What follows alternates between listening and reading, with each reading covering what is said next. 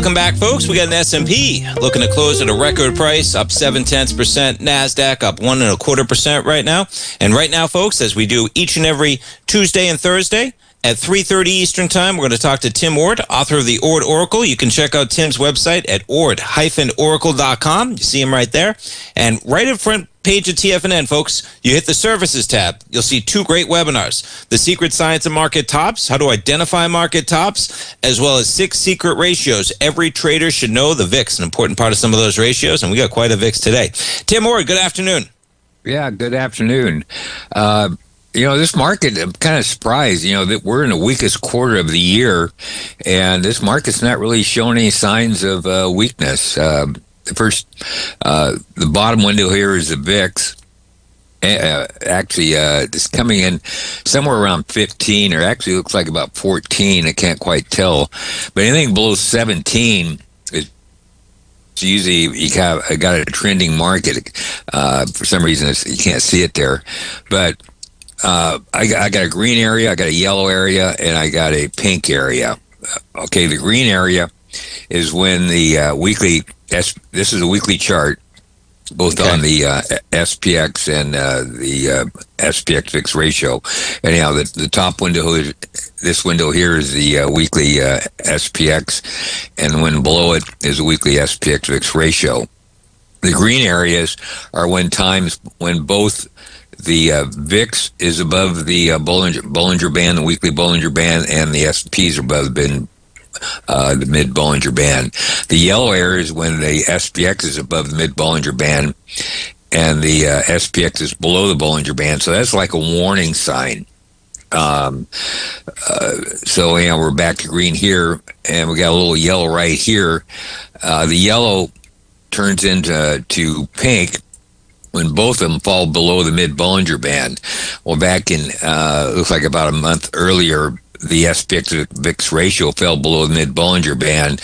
It did back here, but the SP stayed above the mid-Bollinger Band. So it went from yellow to green and went back to yellow. When both of them are below the mid-Bollinger Band, that's the pink area. That's when the declining markets you got. So that happened there. You got another yellow area here, the Bollinger Band, or the SPX was above the mid-Bollinger Band, but the yellow area, the SPX fell below the Bollinger Band. And so then you get the pink area when that's below the mid-Bollinger Band, and that's when the declines happen. Right now, you got the weekly SPX above the mid-Bollinger Band, and you got the SPX VIX ratio above the mid-Bollinger Band. So trends up. And normally, the SPX VIX ratio will fall below the mid-Bollinger Band to give you a warning sign. Will that turn into a sell signal? Will turn into a sell signal when the SPX falls below the mid-Bollinger Band. Okay. So right now, there's neither one. This is the daily SPY. You had a sign of strength right here above the previous highs. These are previous highs here, the June, July highs. And you went above them. And you had a sign of strength, and you kind of went sideways for days. Now we're going higher. And the ratio, more or less, this is the daily SPX VIX ratio down here. More or less, you're still hitting new highs here. Yeah. Not seeing any signs of a top.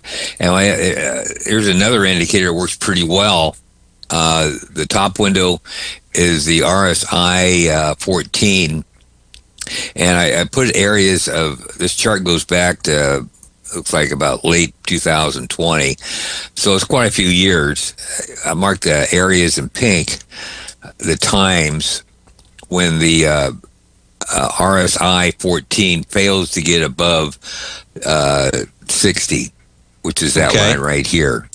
So so you can see here, you topped out around 60. That was the top. You topped out around 60 there, right around 60 there, another 60 right here. Well, we're at 67.89. I think we're a little bit higher than that right now. When I rounded it off, called it 68. So we're kind of way above a danger area on RSI. Okay. Yeah. So trends up. So how high is I don't know.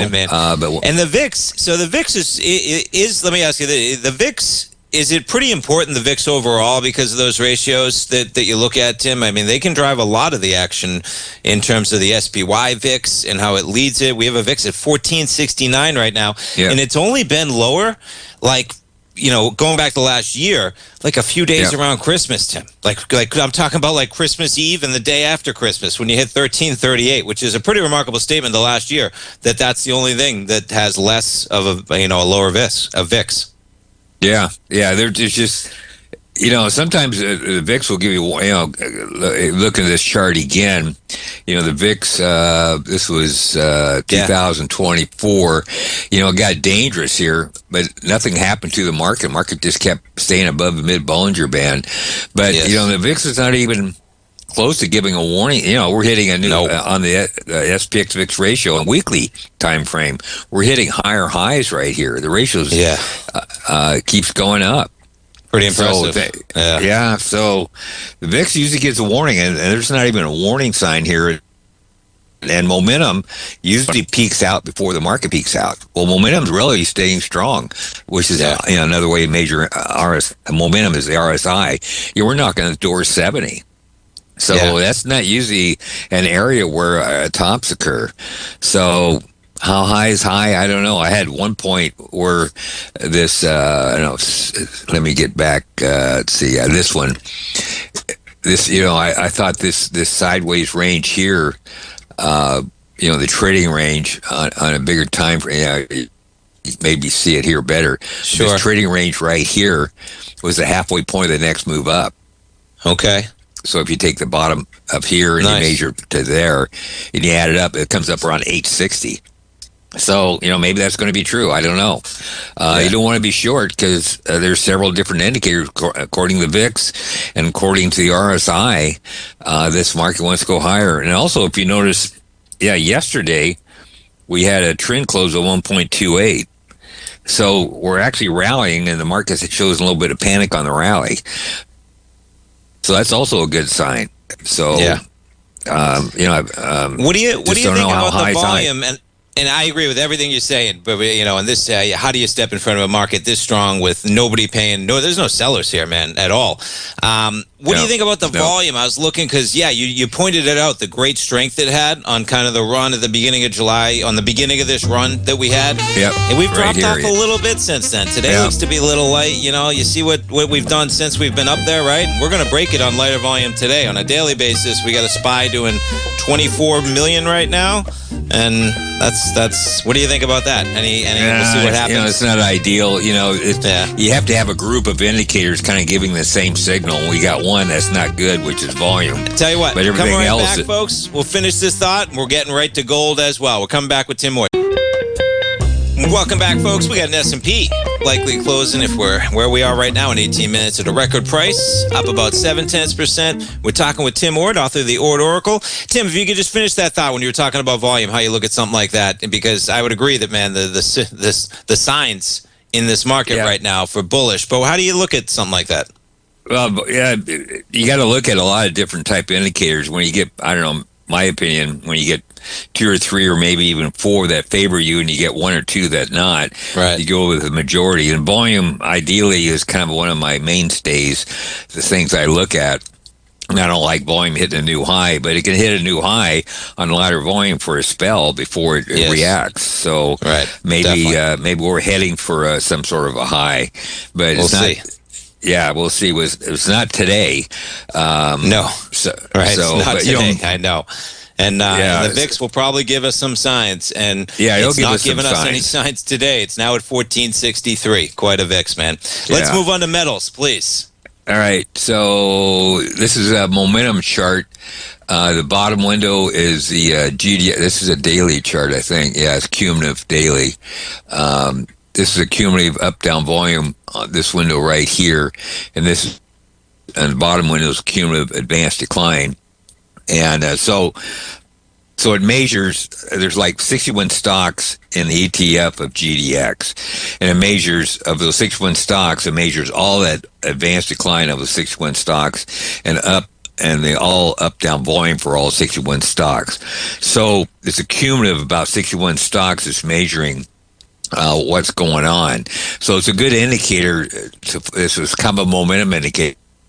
It's not designed to catch the tops or bottoms, because the green area is when both these indicators, this one here and this one here, above the mid-Bollinger Band. When it gets below the mid-Bollinger Band, which it did here and it did here, is when it's the sell signal. So you can see that, the top was here, didn't give a great sell signal.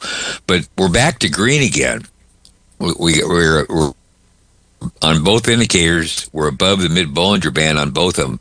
Nice. And I think I didn't put a weekly chart up, but I think the weekly flipped a bullish too. So you'll have some sort of a consolidations along the way, but the chart momentum-wise has flipped up. So we're starting a rally that may last a while. Here's, we showed this chart last time. The bottom window is the GDX up-down volume with a 79-day average. So this is not cumulative. This is a moving average. So it gives you a different picture than a cumulative one. So the next one up is a 50-day average of the up-down volume, and the top one 62-day average. If you notice, they're all turned up. And normally when they turned up, they went down. So when you get down on the 62-day down around minus 15, that's usually exhaustion to the downside. On the 50-day average, it gets down around 20. On 70-day average, it gets down around 10. Okay. So nice. all three of them hit their exhaust move to the downside. So on a 50-day... It was quite a pullback, man, from 120 almost to 70. Right? I said, man, that was quite a pullback for, it matches up. Yeah. Right. So you want to catch it when all these indicators get down to the exhaustion to the downside. Yes. And that's the key. You don't want to pick your bottom and wait for the exhaustion. That's the reason why I got these red lines here. These are exhaustion moves to the downside. But once they turn up, sometimes they build a little base. That one looked like it had a couple of week base, maybe a month base. Yep. This one, kind of the same thing. It just kind of went down and kind of just made a bottom over, a couple, 3 weeks, don't know how long. Sometimes you just spike down and turn straight back up. These build a little base, and now they're finally all turning up. Well, once they turn up, that means you hit exhaustion to the downside. So that the selling pressure is done. Whoever's sold. So what's left is basically just buying pressure. And that's what's starting right now. And how long the rallies last. So if you look, this is kind of a big time frame. So 50-day average, you got 21-day average in a month, or average trading days a month. So you're looking at 50 days, you're over 2 months there. 62 days, about 3 months. 79 days is about close to 4 months or better, somewhere in that vicinity. So you're looking at a rally is going to be multi-week, if not multi-month. If you notice, this rally in 2025 lasted well into, looks like about it wasn't quite a year, I guess, but a lot of them are going to be multi-month. So I think we're going to rally until next March, give or take. So that's kind of a cycle for gold. It seems like gold bottoms around July, anywhere from July to October, and usually March is kind of a high seasonality period. So that's probably what we're going to do here. How high is high? Well, at least, I did get a chart about that. So anyhow, momentum for the up-down volume has turned up. That suggests we're in a low.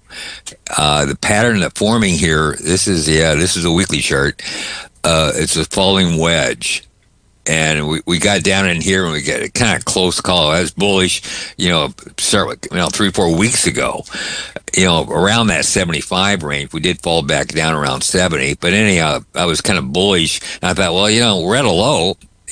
Trouble is, pick the exact low time-wise a little bit harder. I just know price-wise we're at a low. I think what we were talking about on your radio is that I'm bullish, Sure. I said that 2-3 weeks ago. Well, nothing really happened. We did wiggle a little bit lower, but it did turn out. The wedge did turn out. And you have to have a sign of strength out of this wedge. If you don't have a sign of strength, you're going to go right back into some sort of a base building period, if not another decline. Yeah. So you got to have that SOS. And what a sign, right? Totally. Yeah, right. A sign. And you kind of compare it to this is a weekly chart. So you kind of compare it to the weeks before. So, we're up about, if you look at these last, month and a half, you're up about 30% volume. So this is definitely a sign of strength off that low. We actually had one right here too. And I was watching that. Normally when you get a sign of strength inside of a pattern, you want to stay bullish. Even though it falls back, you want that volume on the fallback to be less. And that's exactly what I here. That's the reason it got me kind of confident that I knew this area was a low, because I seen this sign of strength here. And then it fell back on lighter volume. You can see the sign of strength. You know what was cool about it? I'll add my own too, is that you took out the whole October of last year. Now that was tremendous volume of the highs, but pretty cool how you almost engulfed the highs of October of last year, because that was an important area. And so you get the sign of strength, you take out the consolidation recently, and then you blow apart that high there. That's real support, of that general area, that high, and then that pullback there is kind of that area that gave it support. Pretty cool, I thought. Yeah. Yeah. So anyhow, we got a sign of strength this week. This is a weekly chart, and this week's volume is probably not going to be high as last week's volume. So when you start to go up, you want the previous high, the current high, to be as volume-wise equal, if not greater than the previous high.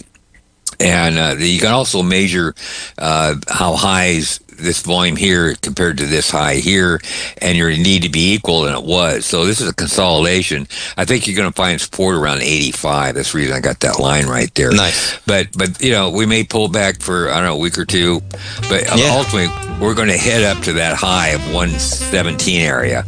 Will we break it?